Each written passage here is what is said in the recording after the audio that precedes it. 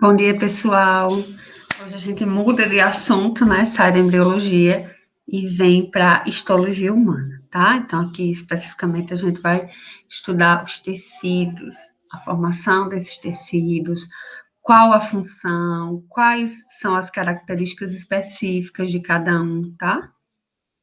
Peraí.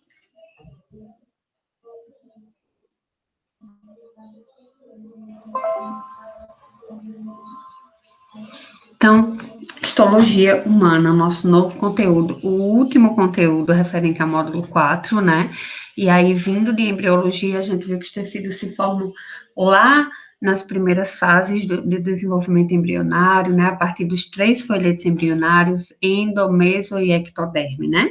Então, a histologia é essa ciência, essa parte da biologia que é responsável pelo estudo das células e do material extracelular que constituem os tecidos do corpo, né?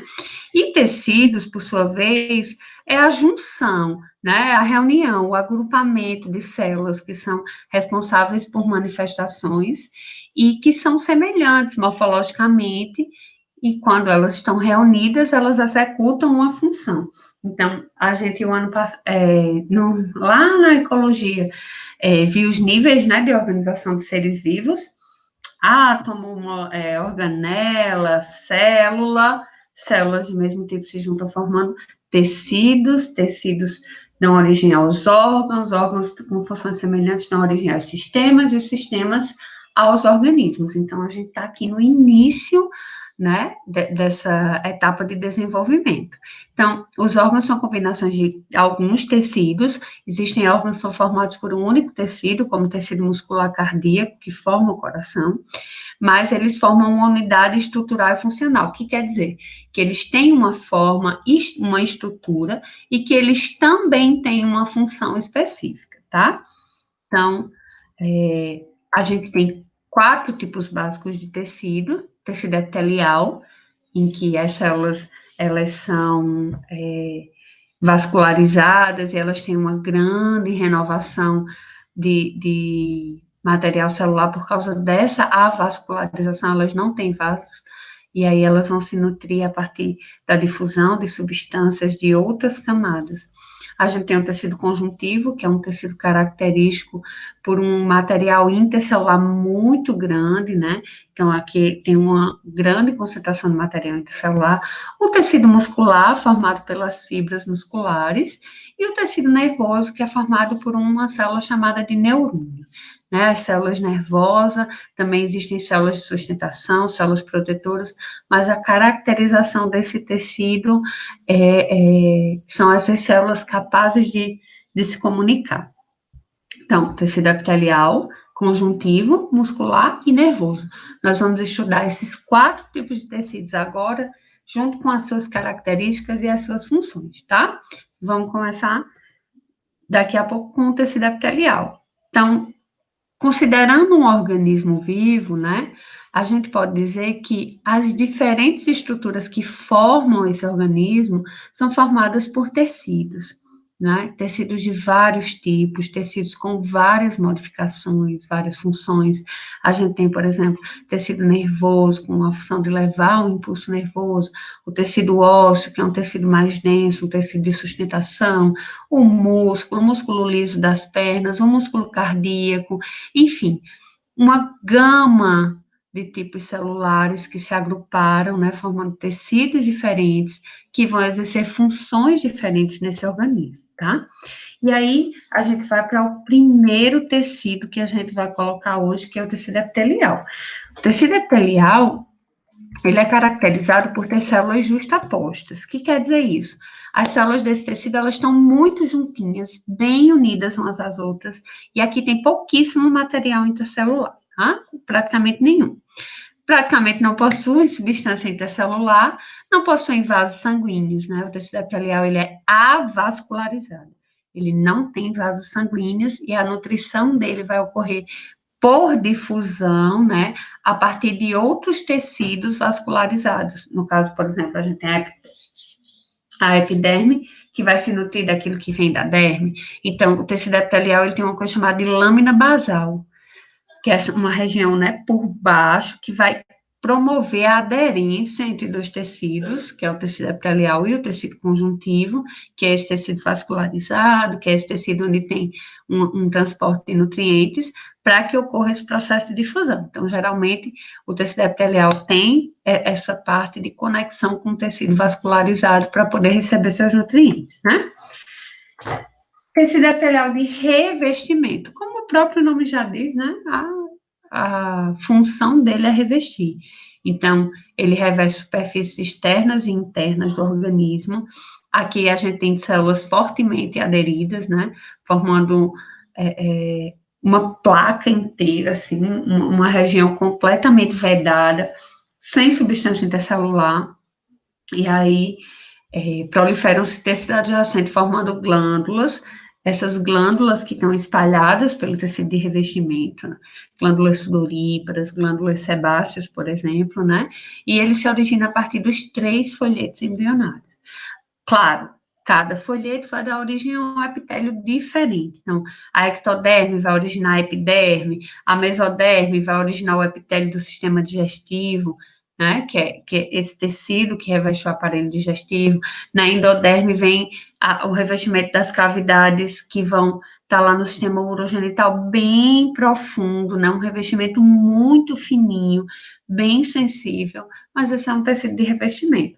Seja de partes mais delicadas ou de partes mais grosseiras, como, né, a gente tem a diferença, por exemplo, da epiderme e do tecido que vai recobrir o sistema urogenital, mas são epitélios de revestimento. Eles têm umas células chamadas pavimentosas, são achatadinhas, cilíndricas e cúbicas, com glicocálice, que é um aceptor de reforço de membrana, né? Lembra que o glicocálice ficava lá na membrana celular, pareciam umas antenazinhas assim, e os desmossomos são regiões de aderência, né? Que vão se colocar, vão aparecer nas células a fim de promover a aderência de uma célula para outra. Estão assentados sobre a lâmina basal, né, com fibras colágenas, elásticas, que são, essa lâmina basal vai conectar ele com o tecido que vai nutrir, que vai enviar nutrientes, né, justamente pelo fato de ser avascularizado. Então, a gente tem vários tipos de epitélio de revestimento. Olha aqui as células pavimentosas. Percebam que o pavimentoso, ele pode ser bem simples, uma camadinha só de célula, como ocorre nos pulmões, e ele pode ser bem estratificado, né, várias camadas de célula, como ocorre no esôfago. Claro que o esôfago é uma região que a gente tem muito atrito, né, de alimentação e tudo, mas existe essa diferença entre o simples e o estratificado. Aqui, pseudoestratificado é porque é uma camada de célula só, percebem? Só que as células, elas são de tamanhos diferentes. Então, ele parece ser estratificado, mas ele não é. Esse aqui é o epitélio da mucosa nasal. Cúbico, um cúbico simples, e aqui um tecido que vai misturar um epitélio prismático em cima, né, bem estratificado, as outras células bem amassadinhas embaixo. Está presente na uretra, e o prismático simples que está lá no estômago. Então, a forma das células varia, e varia também a quantidade de camadas dessas células a partir da necessidade de cada região do corpo em que ele reveste, né? Por isso, os tecidos epiteliais, eles podem ser classificados levando-se em conta dois aspectos principais. O número de camadas celulares, a gente tem o simples, o estratificado e o pseudoestratificado, né, que são aqueles que só tem uma camada, mas as células são tamanhos diferentes. E ele pode ser classificado a partir do formato das células que o compõem. Pavimentoso ou plano, prismático ou colunar, né, aquela célula em forma de coluna, epitélio cúbico e de transição. Esse epitélio de transição, o formato da célula ele vai variar, né, a partir de cada camada de onde ele está, enfim, é um epitélio diferenciado. Aqui um corte, né, da epiderme, mostrando a complexidade dessa estrutura. Aqui em cima a gente tem a epiderme, a lâmina basal, né, e aqui embaixo a derme. Essa vascularização que vocês estão vendo aqui é a vascularização justamente do tecido conjuntivo que está aderido a ele para ir mandando nutrientes por difusão, né? Aqui está o pelo, né? A base do pelo, os músculos que estão ligados também ao pelo, que é o músculo eretor, que faz o pelinho ficar levantado. Aqui, várias camadas de células, né? Membrana basal, aqui embaixo, né? Ligando, conectando esses dois tecidos. E o folículo piloso. Aqui tem as glândulas também, né? Glândulas sudoríparas. Enfim, essa é um corte de epiderme, tá? E esse é uma micrografia. A micrografia que vai ser uma foto mesmo tirada do tecido pelo microscópio eletrônico, né? Esse epitelial de revestimento estratificado, ó, várias camadas e pavimentosa, as células achatadinhas.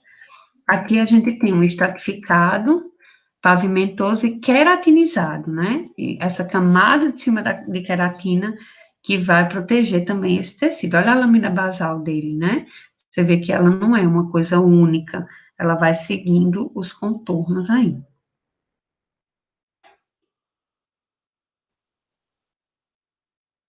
Olha como os vasos aparecem, né? Parece um buraquinho mesmo. Aqui tá a cartilagem, ó, a lâmina própria, as células caliciformes, né? Isso aqui é o epitélio ciliado da traqueia. Vocês sabem que o revestimento da traqueia ele é ciliado para ajudar, né, as impurezas a irem saindo do nosso sistema respiratório. Então, as células caliciformes, né, em forma de cálice, pseudoestratificado, vejam que as células, elas são de tamanhos diferentes, mas é uma camada só. Colunar ciliado. As células caliciformes, elas são aquelas que vão liberar muco, né? Então, tá aqui os ciliozinhos da traqueia, tá? E assim, a gente tem vários cortes e vários tipos de tecidos epiteliais de revestimento a partir da sua aparência, né? Do formato das suas células e da quantidade de camadas. Por enquanto, a gente fica por aqui. E daqui a pouco a gente volta falando um pouquinho, mostrando um pouquinho mais dessas lâminas, né, que são os cortes naturais desse tecido. E falando mais um pouco sobre as características dele mesmo. A gente se vê daqui a pouco.